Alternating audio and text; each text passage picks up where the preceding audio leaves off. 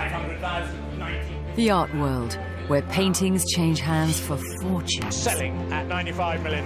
But for every known masterpiece, there may be another still waiting to be discovered. Well, that's it. Well, that's it, isn't it? That is it. That is our painting. International art dealer Philip Mould and I have teamed up to hunt for lost works by great artists. We use old-fashioned detective work and state-of-the-art science to get to the truth. Science can enable us to see beyond the human eye. Ta-da! Oh, wow. The problem is, not every painting is quite what it seems. You successfully faked Larry's, even while you were at school, didn't you? Yes. It's a journey that can end in joy Isn't that great? It's wonderful.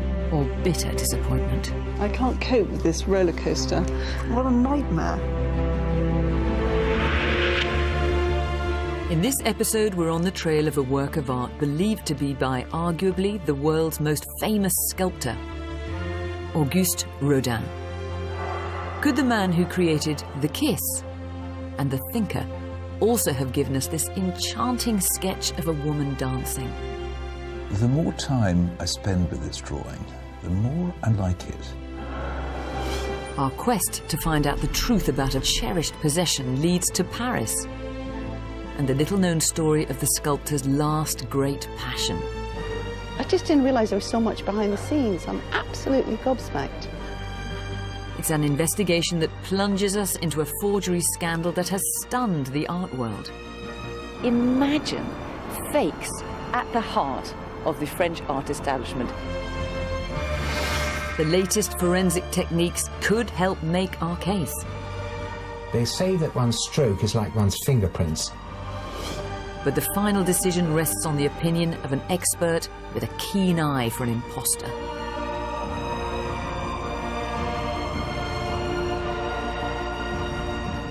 What's for sure is that whatever the outcome, this is a very close call.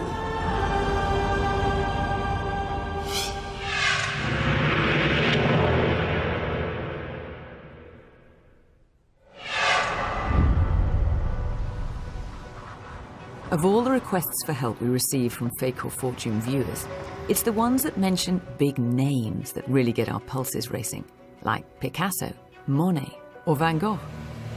And one concerning a particularly captivating picture by another giant of the art world has caught Philip's eye. So I'm on my way to meet him at the gallery to find out more. Hi, Philip. What have we got? There's one that really intrigues me. A drawing by the great sculptor, Auguste Rodin. When I was a student in Paris, I used to go to the Musée Rodin a lot, because I loved being around his sculptures, and particularly The Kiss, and I sort of hang around in front of it trying to think, you know, French intellectual thoughts. Did you ever get round to doing any real work at university? No, not a lot. But this is intriguing because it's a drawing by Auguste Rodin. Have a read of this. When my mother died in 2010, I inherited a watercolour that she always insisted was a Rodin of a Cambodian dancer, given to her as a thank you when my parents lived in Mexico. Intriguing. Knowing my mother and her artistic life in Mexico, I believe it to be a genuine Rodin. Can you help? Now that's all very interesting, but actually it has nothing in there in the way of firm provenance. No, but there's a lot to play for because, you know, anything by the great sculptor is interesting, and to get another drawing or watercolour by him, well, that's a prize worth having. Born in Paris in 1840, Auguste Rodin worked as an ornamental craftsman until his genius for sculpture began to be recognised. By the 1880s, his daring, unconventional approach established his reputation as the most famous sculptor of the modern era. His most influential creations include The Kiss, The Thinker, and in the heart of Westminster, The Burghers of Calais. What defines much of Rodin's sculpture is his extraordinary ability to impart human movement and gesture in a single, dramatic moment. And this artistic style characterises his drawings too. He was also a prolific draftsman, making over 10,000 sketches and watercolours, including a series of a troupe of dancers from Cambodia who toured Europe at the turn of the 20th century. Today, these vibrant images of Cambodian dancers are highly prized by collectors and rarely come on the market. So we're eager to find out more about a potentially exciting discovery. Owner Alice Thoday has offered to bring her picture to the gallery for examination. Although she now lives in Lincolnshire, Alice was born in Mexico to Belgian parents. When we see the drawing in the flesh, will it stand up to close scrutiny? On first inspection of this, I think there are characteristics of the drawing that look rather encouraging. She looks like a Cambodian dancer, and if it is by Auguste Rodin, we know that he did about 150 drawings of them. Alice believes her picture was given to her mother while they were living in Mexico in the 1940s. So take us back then, Alice. In the letter you sent us, this belonged to your mother, and she was given it. She was given it when she and my father lived in Mexico. My mother had been an artist in Belgium. And somebody that worked with my father owned or part-owned a restaurant called, my mother thought, La Vie Parisienne. And he asked her to paint some scenes of French life on these, I think they were freestanding pillars. And this was in a restaurant in Mexico? In Mexico City, yes. And so she did that, and as a thank you, he then gave her the Rodin. Where he got it from, I don't know. And what was the name of this chap? Somebody called Jimmy Einemann. I mean, that would be an incredible payment for Yeah, painting a and restaurant. how did he with get the it? greatest respect to your mother, Yeah, of no, course, no, I'm sure it fair was enough. brilliant, but nonetheless to be given a Rodin. Yes. Since Alice was a child, her mother has always taken great care of the drawing. It clearly meant a lot to her. She said, obviously, with watercolours, they're very prone to being damaged by light, by sunlight especially. So she always made sure that, you know, when the afternoon sun came in, the curtains would be drawn so that it was in the shade. Well, I mean, I was going to say, that's what's quite encouraging about this drawing is, I mean, at first glance, the colours are still there. And in the corner of the picture, there's a signature, which appears to read, A. Rodin. If Alice's picture is genuine, then it could be worth a considerable sum. I mean, I can imagine a lot of collectors wanting to get hold of this. Really? I mean, it's a very attractive image. Valuing it now is a little bit difficult, but I know something not dissimilar at auction recently made about £110,000. Really? And what's your intention if we do prove that it is a Rodin? Do you want to sell it? I don't know. It would almost be nice for it to be appreciated by more than just me and my cats. And if we discovered it to be a fake, how would you feel about it? I would still love it, because I just think it's beautiful. You know, even if it's a fake, whoever did it did a really good job. Well, we'll give it a go. I mean, I think it's an exciting looking thing. I think we've got everything to play for here. And with Alice's blessing, I'm keen to take a closer look at the picture to get a better feel for its age and its quality. The more time I spend with this drawing, the more I'm getting to like it. I like the way that the artist has managed to capture genuine movement, these hoops of thought. And it's not just from one angle, it's from another angle. Although we know Rodin best as a sculptor, he was an equally accomplished artist on paper. Whether he was shaping a model in clay or using a pencil to capture a dancer in mid-flow, his intention was the same, to record the essence of movement. And we know that Rodin said that sculpture is just drawing in all its dimensions. In other words, a three-dimensional drawing. So in order to get a greater feel for this, we have to get to the drawing itself. The backboard is now removed from the main frame, and I could take it out and now to get a look for the first time for probably a very long time. It's hinged. It's certainly got an appearance of age. I could easily see this being a century old, possibly more. This swiftly executed drawing is made up of only a few lines and a splash of watercolour on paper, but replicating it might prove very tempting to a faker. If you look at the painted areas, particularly at the top of her dress and around her cleavage, you can see that the watercolour has separated in that way that it does when you have too much water. And it's added a sort of feeling of texture, feeling of character to the drawing. The distinctive use of a deftly confident wash of colour is an encouraging clue. But is this from the brush of Rodin, or has a forger simply tried to fabricate his technique? And to establish whether Alice's picture is genuine, we need to call in our specialist researcher on provenance, Dr. Bendor to investigate the history of the drawing. Can he find any evidence that it belongs to the genuine series of Cambodian dancers by Rodin himself?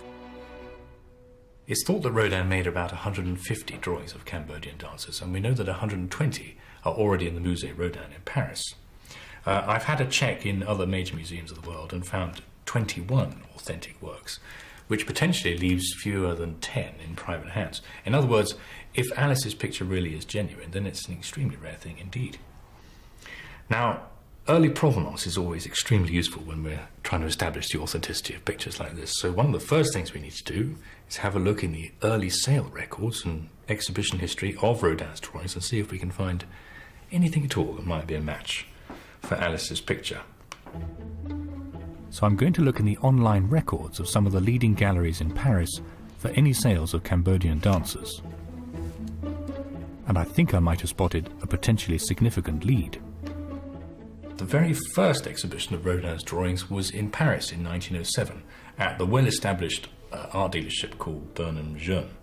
And I'm hoping that for such a major place they would have produced a catalogue, so if they did, we need to find it. Typically, any art sales catalogues would contain descriptions and images of the pictures. So it's vital I find one of these catalogues to see if we can spot Alice's drawing. Rather helpfully, there's a catalogue online here. Dessin de Rodin, October 1907, Paris, chez Monsieur Bernam Jeune. Here we go. Right, number 8, Cambodian. Number 14, Cambodian. Number, oh dear. There's 156 drawings listed here, and I can see dozens and dozens of things just called Cambodian. I'm afraid that this is a rather useless list from our point of view, because there's absolutely no description here at all. It's not illustrated. In other words, there's nothing that we can firmly link to Alice's picture. This is a significant setback. This means we can't know which, if any, of the pictures in the sale are Alice's. And it's now extremely difficult to build any kind of paper trail.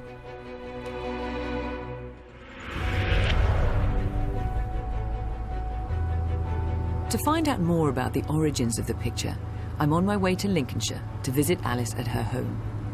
She's offered to show me some of the mementos she has from the time her family spent in Mexico, when her mother was given the drawing. Could there be a fresh lead among the family photos and cherished possessions? Alice, I want to find out more about your mother, first of all. This is her, I assume. Yes, this is on their wedding day. What a beauty she was, my goodness. This was taken in Belgium, and that is my mother and her identical twin sister, and they both studied art at the École des Beaux-Arts in Brussels. Alice's mother, Suzanne Dacot, married her father, Paul Ganacter, in 1939. They then moved to Mexico City, where they joined a vibrant expat community. While Paul worked for a local power company, Suzanne continued her artistic interests. Is this something she did as a profession then? Basically, it was a hobby, I think, for her. She didn't have a job as such, she just was an artist. Is this in Mexico? That's when I was born, yes. So that's my mother showing me to my sister. My sister was 4 years older. And what about the work that your mum did? Now, this, I'm assuming, is one of hers, is it? Yes, that's one of her This woodcuts. woodcut. Suzanne Dacot. Yes, a DACO. Well, she clearly had talent, didn't she? Yes. Did she exhibit at all? Do you know? She did do a one-woman show, which there's an article in this magazine. In this? Yes. In Hoy? Yes. Today, in Spanish. One of the top magazines across the whole of the South American continent. I mean, if you're going to compare it to something now, It's not quite Time magazine, but it's not far off. Yes. Oh, look at Yes, this. So that's there's some a of her whole artwork. page on her in here. Exposition Daco, so Daco exhibition. This sheds new light on Alice's mother in Mexico. She established herself as an artist of high caliber and significant reputation. Could this explain why Jimmy Heinemann, a colleague of Alice's father, would have given her a valuable Rodin drawing in return for her work at the restaurant La Vie Parisienne? We've got a number of options, haven't we? Either Heinemann gave it to your mother because he knew she was an artist and she was the kind of woman who would appreciate it. Yes. Or it's not a genuine Rodin. Oh, I do think it is. And so he just gave it to her as a lovely drawing, and the family folklore has become that it is a Rodin. Whichever of those options it is, the answer is in there somewhere. Yes. And where we need to look first is at Jimmy Heinemann and find out more about him, because at the moment he is the big mystery. I've learned something potentially very significant today. Alice's mother was clearly a much more serious artist than it first appeared. She had at least one exhibition, I would assume more than one, and was an artist of some renown. But who was Jimmy Heinemann? I haven't learned much about him. And he is the key to unlocking this mystery. Encouraged by what I've discovered at Alice's house, I'm heading back to catch up with Bendor and Philip, who thinks he's discovered some significant stylistic similarities between Alice's drawing and one of Rodin's most famous works. The more I think about it, there's a real chance that we can connect Alice's drawing to Rodin, to the great artist himself. And it may not be obvious, but I can see a real link between Alice's drawing, a watercolour, and one of the great works by Rodin, the thinker. You see, they both have that single idea of crystallising a gesture in an original and dynamic way in order to say more about the subject, about the happening. In the case of the drawing, it's about dance. It's about whirling movement. In the case of the thinker, of course, it's about contemplation. It's about thought.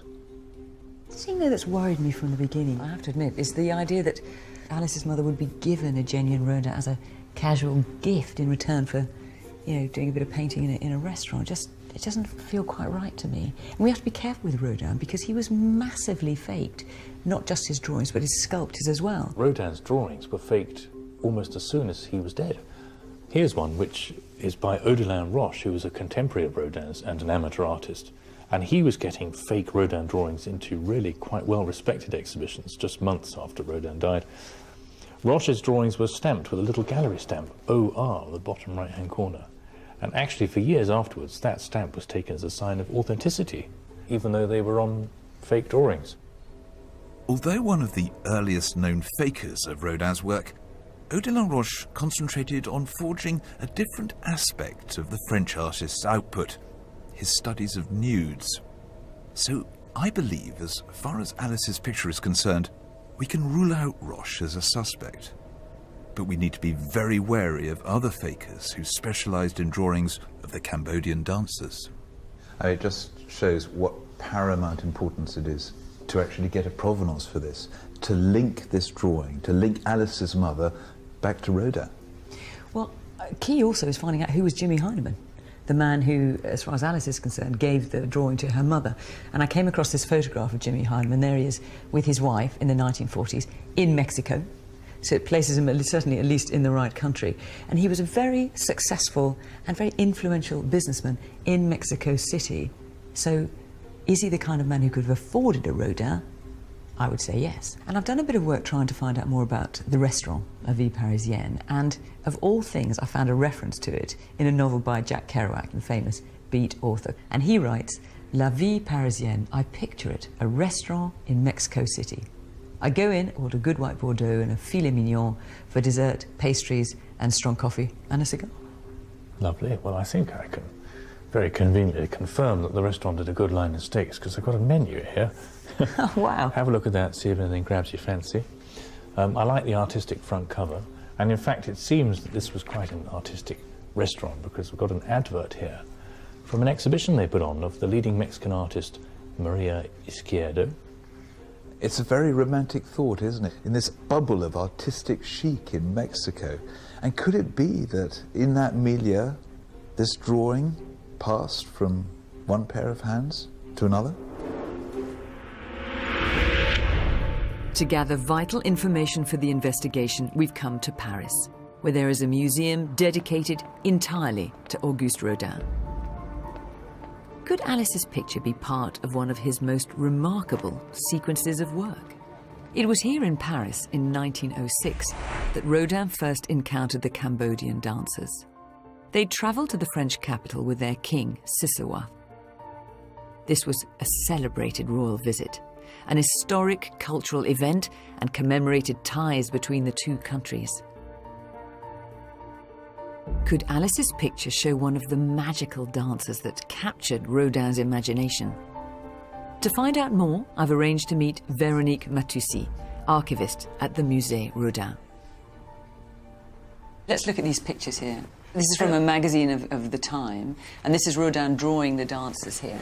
Mais en même temps, la visite de Rodin, c'est aussi un événement en soi, vous comprenez? On the 10th of July, 1906, Rodin went to the Pré Catalan Theatre, where he watched the dancers perform live for the first time. The very next day, he began drawing them. Was he drawing them as they were dancing, or did he ask them to stop and pose? Ah non, il dessine parfois en ne regardant que le modèle et ne regardant même pas le papier. Parce qu'en fait, il veut, ce qu'il recherche, c'est la capture d'un geste. Rodin's fascination with the Cambodian dancers has been dubbed his final passion, just a decade before the French master died. He was interviewed a lot in the papers. So Yes, this is from Le Figaro, this is 1906, this is Oui. at the time. So for me, I feel that by looking at them, my vision has expanded, I look higher and further, and finally I have learned. When the dancers went to perform in Marseille, Rodin was in such a rush to follow them that he forgot his drawing paper.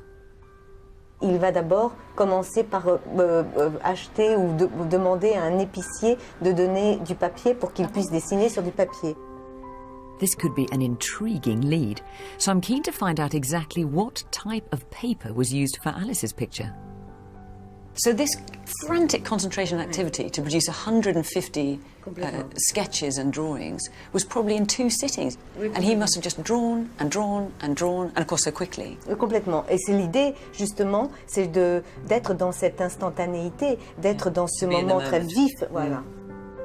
What we've got is evidence of the impact of the Cambodian dancers on Rodin in his twilight years. I mean, there was a thunderbolt, but nonetheless it created this lasting emotion in him.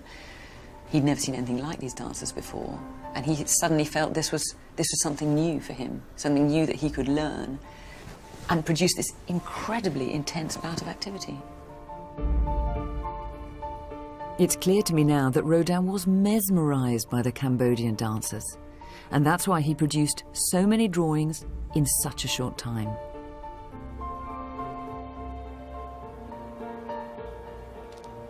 Meanwhile, I have a rare opportunity to take a closer look at a prized collection of genuine Rodin sketches of Cambodian dancers with curator Sophie Bias-Fabiani. Can I spot any stylistic clues that could help prove that Alice's picture was created by the same hand? What do you think of Rodin's Cambodian works? All the Cambodian are outstanding. This is a spatial, divine moment, I would say. He's gifted and he's using it, and it's just a pleasure to see it. One of the things that I notice, and it reminds me of the drawing that we're researching, is these very diluted watercolours. They're almost like blots, aren't they, rather than strokes? And he's using it to have accidents in some way. He's trying to cause accidents. I mean, this is what's so fascinating about this whole process, these drawings. And here you have too much water. That's using the accident. He's just doing the same thing in sculpture also. This is really encouraging. Sophie has confirmed that this particular use of watercolour, which I'd spotted on Alice's drawing, is in fact a recognised technique of Rodin's. But because these pictures are so simply constructed with only a few strokes of paint and pencil, we need to be sure we fully understand his overall style. What are the characteristics of these Cambodian dancers? Well, it's a lightness, making figures completely floating without gravity. That's really what dance is about, you know, defying gravity, and he's defying gravity in his drawing. And you can see that there's no ground. He's not interested in the details. The face is always very simply done. I mean, here you don't even have a nose or the eyes, you know. And one of the other characteristics is the slightly contorted way in which the hands are expressed and these rather attenuated, elongated arms. Well, that's what I guess caught him and interested him. This way of being round, whatever happens, you know, that is a little exaggerated, maybe.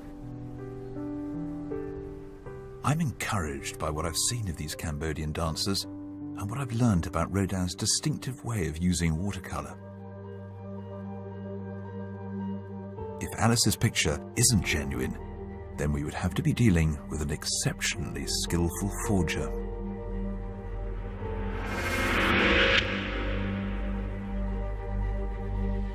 Meanwhile, Bendor is finding the Provenance Trail particularly difficult.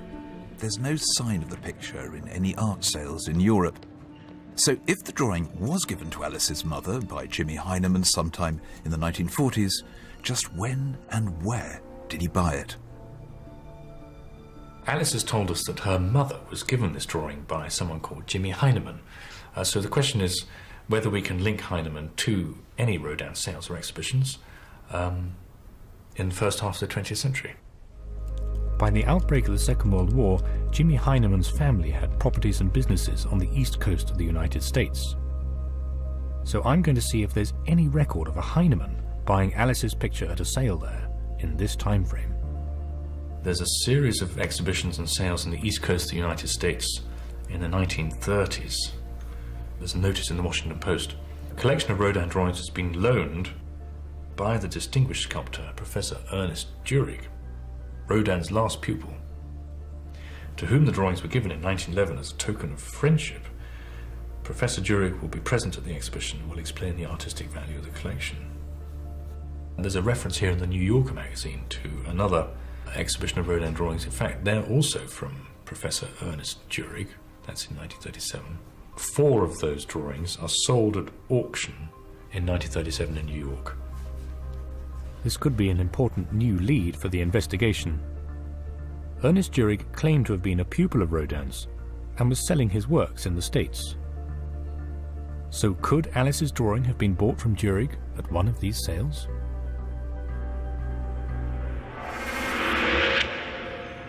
Back in Paris, I've arranged a surprise for Alice. We're watching a traditional Cambodian dancer in a tiny theatre to see if we can find any evidence that Alice's picture was drawn directly from a live performance.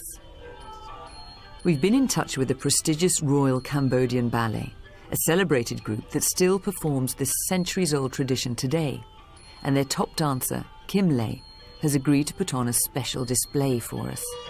The hands. It does, and the feet. And the feet. By watching Kim Lay dance, can Alice and I identify whether her picture resembles the elegant moves that inspired the artist?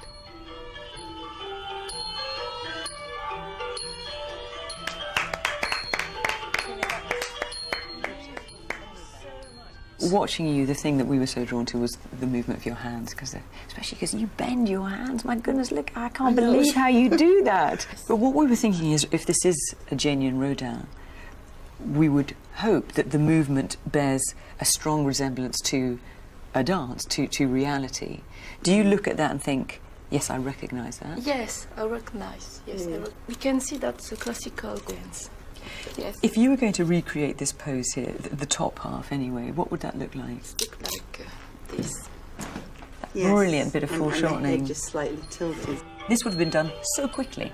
Yes. If you think about it, you're dancing, Rodin is drawing. I mean, this is a matter of seconds. And I suppose by the time he's finished putting pencil on paper, yes, the dancer will have changed. Yes. So perhaps he's combining several movements.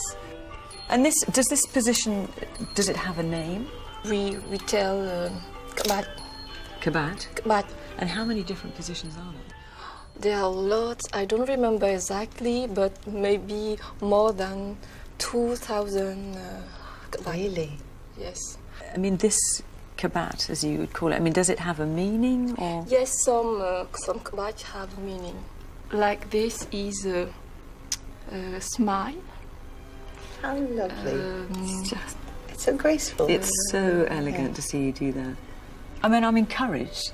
And certainly having seen you dance, Kim-Lay, and seeing this, it just makes us realise so much what Rodin, if this is indeed by why Rodin, he was so enthralled. why he by was the so dancers. enthralled, and what he was seeing. This is really encouraging. Kim-Lay believes that the hands in Alice's picture do indeed match the traditional Cambodian dance, which she studied all her life.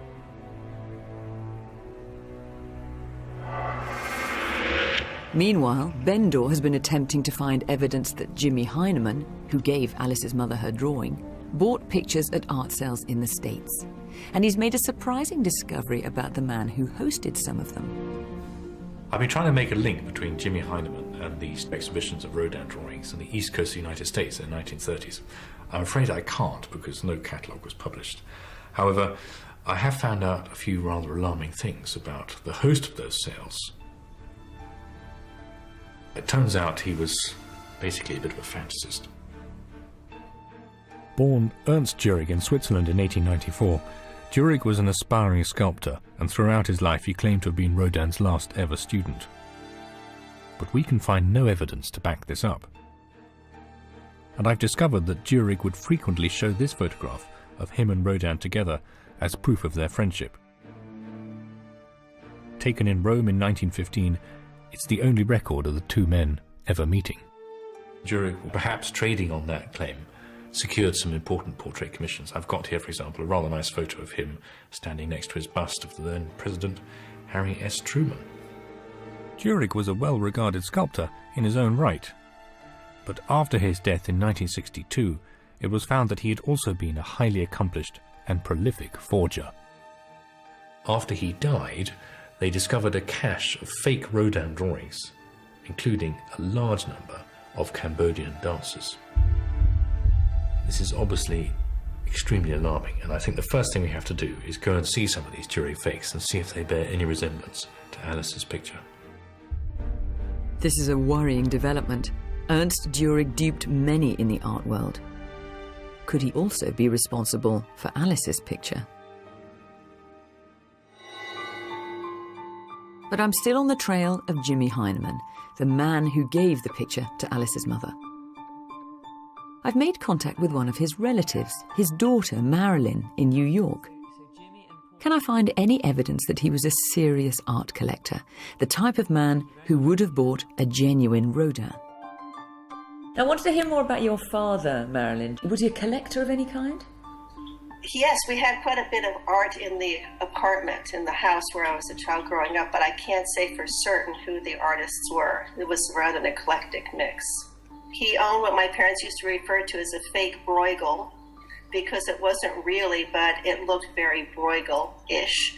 And he, at one point, there were monkeys who were painting pictures at the Central Park Zoo, and so my father owned some monkey art. So, hang on a minute. So he owned a fake Bruegel. I'm not massively encouraged by that, I've got to be honest. And then he owned monkey art. Yes, monkey art. And then he might have owned a Rodin? It's a pretty eclectic mixture if he did. Yes, I'm quite sure he was very eclectic in his tastes. This doesn't sound too promising, but I wonder if Marilyn has any evidence which connects her father directly to Alice's family. After you all contacted me, I went into a cabinet and found an old photo album of my father's. There were photographs taken of friends in Mexico City, and one of them was my father and Paul. So yes, there are... Alice's father? Yes. So this is the first visual evidence that connects Jimmy Heinemann to Alice's family. And here he is, with her father, Paul Ganacta, in Mexico. Well, that was interesting. That's very interesting. I mean, Marilyn has confirmed certain things for us, which has been really useful. So her dad, Jimmy, was in Mexico City at the right time. He did know Alice's father. There's a photograph of them together. But then when it comes to his art collection, that's not quite so promising. I mean, I'm wondering if, as well as his fake Bruegel, did he have a fake Rodin? And that's what he gave to Alice's mum.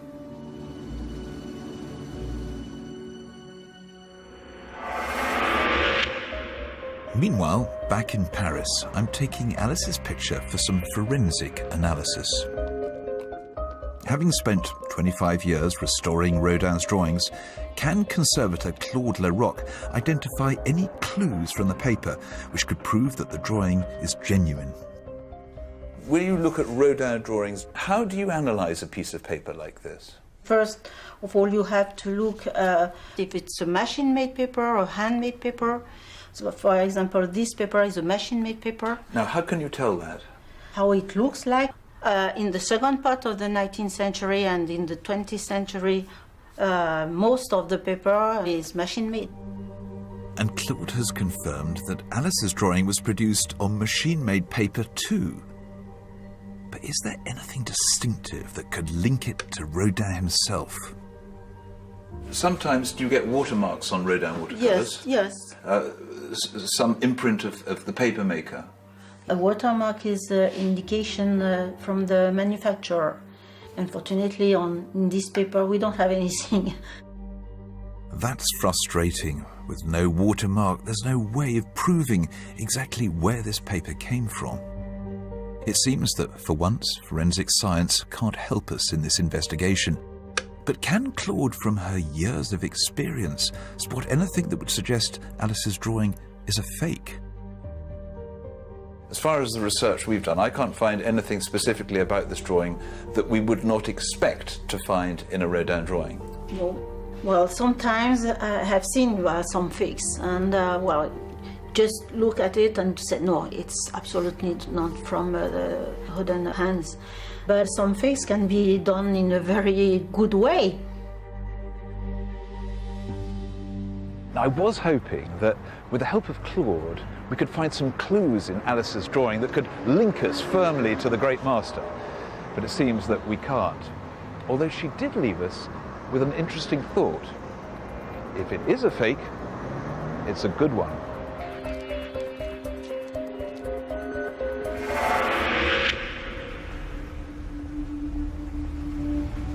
I'm worried that the lack of any solid forensic evidence for Alice's picture makes it harder to prove it's a genuine work and not a clever fake.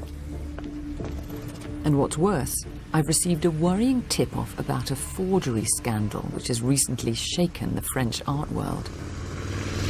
In 2014, France's premier national art gallery, the Musée d'Orsay, invited a leading expert to study their collection of Rodin drawings, and she concluded that many were fakes. You can't really overstate the impact of this discovery. Imagine fakes at the heart of the French art establishment, not just anywhere, but in there, in the Musée d'Orsay, one of the best-known museums, not just in France, but in the world. Imagine what they felt when they read this document, which I've managed to get hold of. This is what lifted the lid on the scandal. And the Musée d'Orsay has given me 3 fakes from their collection. I'm going to break the news to Alice, show her the fakes, and see if they bear any resemblance to her drawing. The forgeries duped experts for generations, and a number of the fakers have been identified. What's particularly concerning is that one of the known culprits is Ernest Durig, the man Bendor discovered selling Rodin fakes in America before Alice's mother was given her picture. How does Alice's drawing compare to his forgeries? So here we have the Rogues Gallery. So let's start with this one. Now this is a work by the man who claimed to be Rodin's last pupil, Ernest Durig. And he has done a copy here of a Cambodian dancer. He was producing these drawings primarily in the sort of 1920s, 1930s. This picture by Ernest Durig is the first fake Cambodian dancer we've discovered.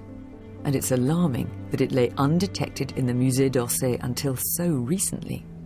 So what do you think in terms of making a comparison between the two? That seems much more static, much more contrived. But they took that as being genuine. This was thought to be genuine. Durig copied Rodin's drawings across the spectrum, if you like. These were all in the Musée d'Orsay, and until 2014, they were thought to be genuine. The art establishment has known about Durig since he was first exposed in the 1960s. But no one imagined his fakes would still be conning people today. So now when you look at your drawing and you realise the extent of the fakery and also how recently this has come to light. If I'd come with my drawing a year ago, it might have been very different.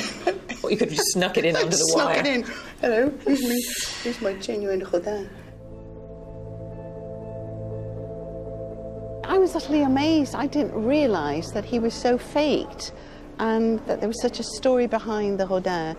Watercolours, they're the works of art, and it's just like, where do you start to separate what's true from what's not true, what's, you know, a fake? I just didn't realise there was so much behind the scenes. I'm absolutely gobsmacked. The emergence of Ernest Durig, whose forgeries duped the Musée d'Orsay for so long, is a major concern for Alice. The drawing her mother cherished for so many years, could it be a Durig fake?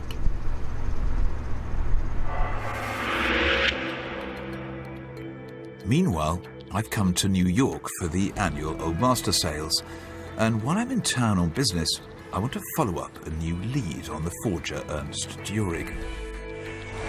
At the prestigious Museum of Modern Art, there are over 150 drawings by Durig. These were donated to this respected institution after he died, and this collection contains several images of fake Cambodian dancers. This is the most important series of Durig works in existence. And if Alice's picture is by Durig, then we really need to compare it to this cache of fakes at MoMA. We've been negotiating with the museum, trying to get access to that unique file of information that proves that Durig was a faker of Rodin, and also of his Cambodian drawings. Now, if we can get access to that, we may be able to prove what Alice's drawing is. Is it a work by the faker? In which case, it's worth, I don't know, a couple of £100. But could we, though, prove that it was by Rodin? £100,000. But after several discussions, MoMA turned our approaches down. They said that they'd be happy to talk about Rodin, but not about Durig. MoMA's refusal to let us study their Durig collection is a setback.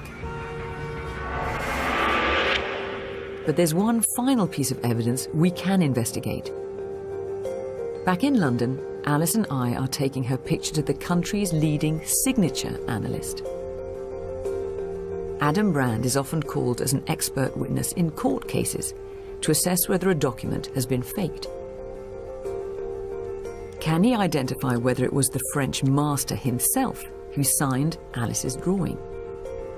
He's been studying Rodin's genuine signature on some of his authentic pictures. Adam, tell us what we're looking at here. You're trying to find unique peculiarities that, in combination, are likely to be only found with one author. The key thing about Rodin is the fact that his writing is very connected, and the beginning tends to taper in, then it goes to a covering stroke there. Right, do you see the fact that you could have stopped there? But he doesn't, and it pushes down into the lower zone. He starts his R with an upstroke rather than a downstroke. He has a slight loop in the O.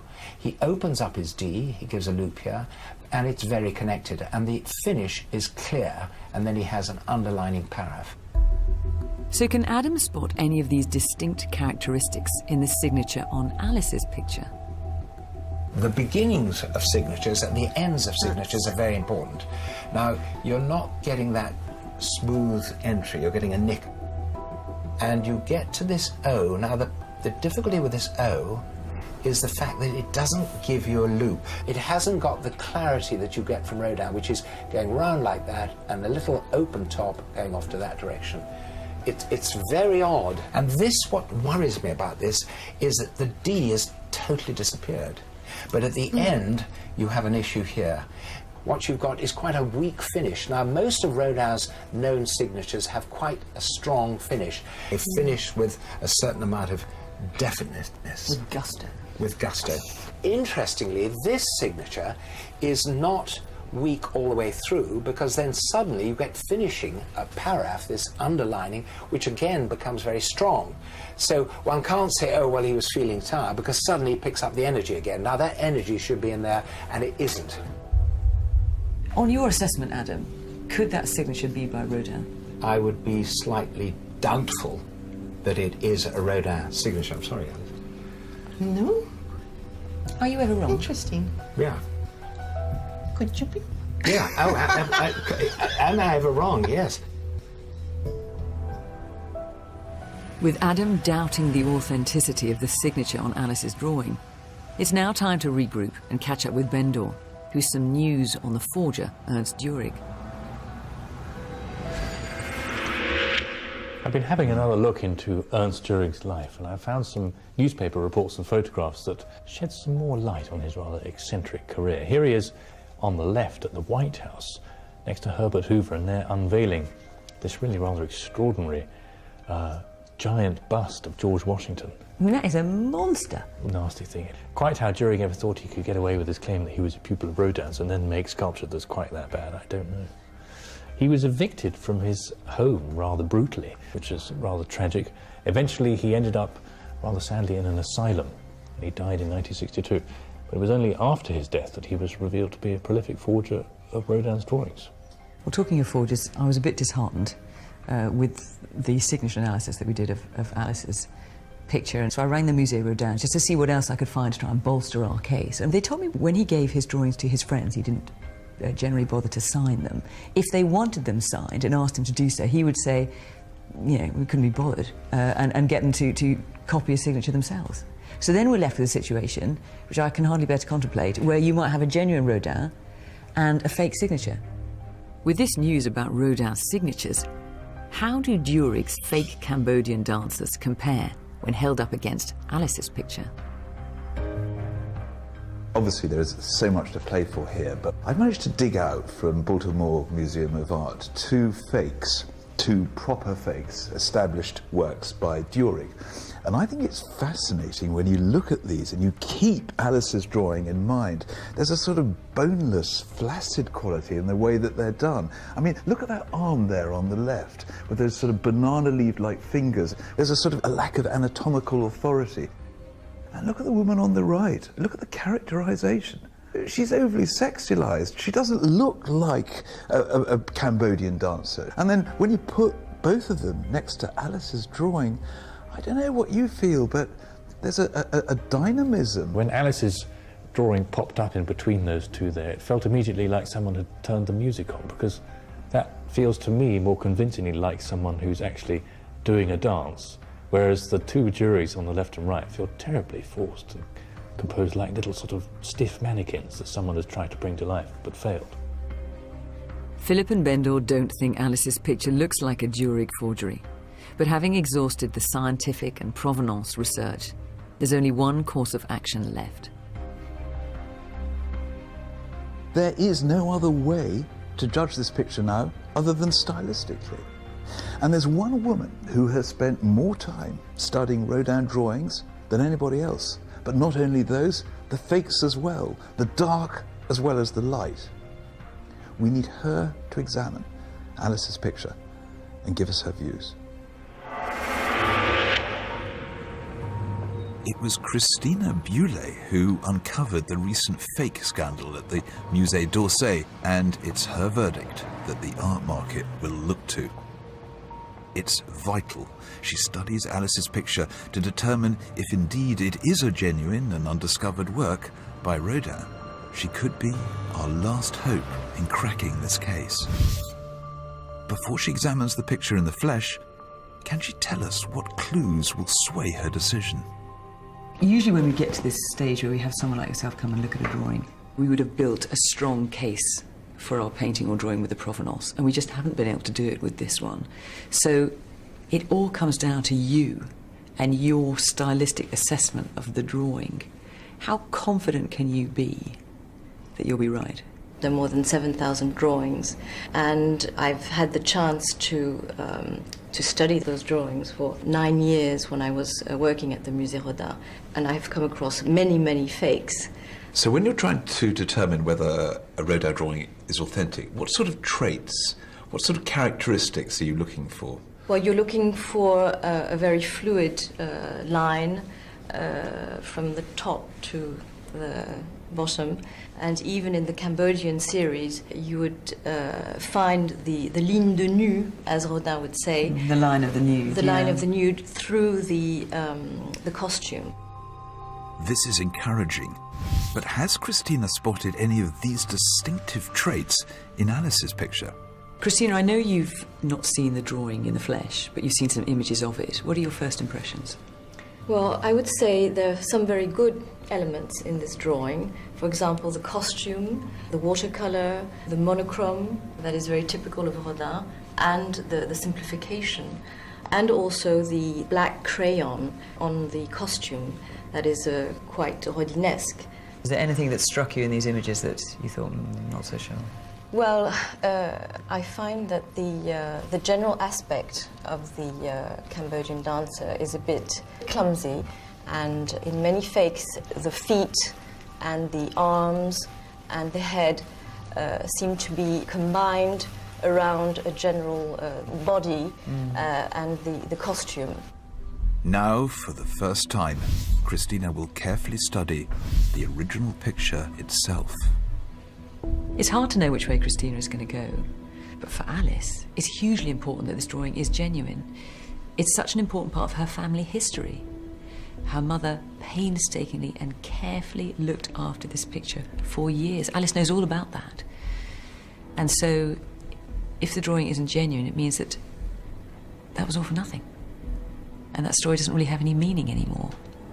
And I think that would be really disappointing.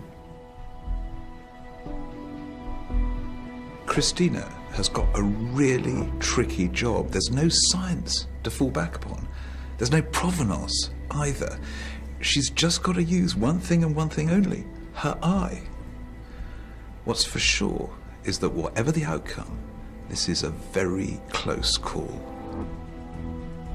To make her decision, Christina needs to return to France to compare her notes on Alice's picture with her previous investigations into Rodin's Cambodian dancers.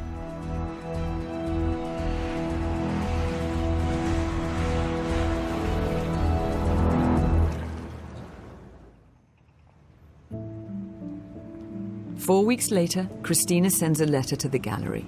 So we've called Alice back to hear the official verdict on her picture.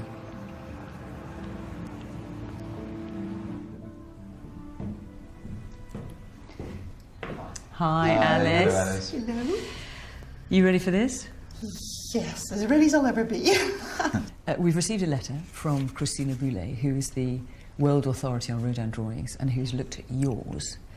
And her verdict is in this envelope. Exciting. And Alice, it's really worth considering what we could be dealing with here if your drawing is proved to be right. It would be a very important addition to the known body of works by Rodin on paper. And should it be proved conclusively right to the satisfaction of the art world, we could be talking about £100,000. Shall I open it? Please do. Okay. Let's see what she has to say. It starts, after thoroughly studying the graphite and watercolour drawing of a Cambodian dancer you presented to me, I am sorry to inform you, I do not recognise the hand of Auguste Rodin. Oh my goodness. Sorry, Alice. No, that's fair enough. Well, as you know, it came down to the stylistic analysis of Yes, it. yeah. And she clearly doesn't feel that it is by him. Could it be? Well, I suppose then it must be a fake. Christina does believe she can identify the artist responsible for Alice's picture. She does say who she thinks it is by, a renowned faker of Rodin's drawings, Ernest Durig. the man who claimed to be Rodin's last pupil and who fooled the art world for decades. I have to say I'm surprised by the assertion that it's Durig. It still strikes me as too good, too confident to be by someone who was faking, someone who didn't really feel that they were naturally doing a depiction of a Cambodian dancer. I still really like it. Well, the only thing I would say is Christina has made it her life's work, studying all of Rodin's drawings and the fakes by Durig, and she goes into some detail about why she thinks it isn't by Rodin, and she feels that it has more of the distinctive, what she calls the distinctive stylistic marks of Durig, and far fewer of those of Rodin. How interesting. This is closure in art world terms, I'm afraid. She is the person we go to, therefore we have to live by her verdict. So the official verdict is the picture is by Durig. This means that Jimmy Heinemann bought a clever forgery, which he would later give to Alice's mother. I'm sure it was given to my mother in good faith, but It could well have been because Durig was not outed as a faker at that time. So Jimmy Heinemann could have thought that this was a genuine Rodin. yeah, she'll look at it slightly differently from now on. But treasure it nonetheless, I hope. Oh yes, no, and thank you so much. It's just, I did want to know, so now I know. Well, I'm sorry it wasn't the verdict we all would have wanted. That's all right. It was never for the money. It was just to find out where it came from. It'll still go on my wall, though. Sometimes, regrettably, on Fake or Fortune, we have to overturn rather than prove family legends.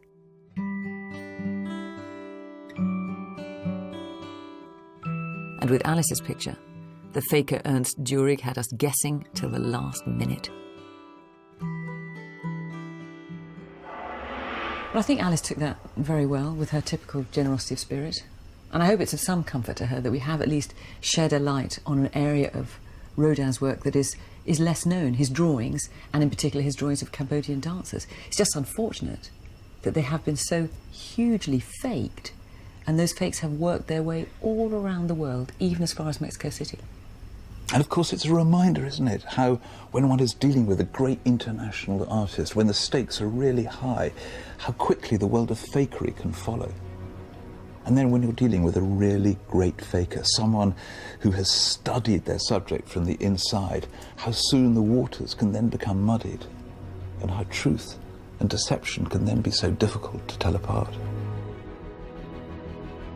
If you think you have an undiscovered masterpiece, we'd love to hear from you at bbc.co.uk/fakeorfortune. As the terrible truth dawns, it's the day of reckoning for The Secret Agent, next here on BBC One. Wearable maps are among the ideas, hoping for investment from the Dragons over on BBC Two.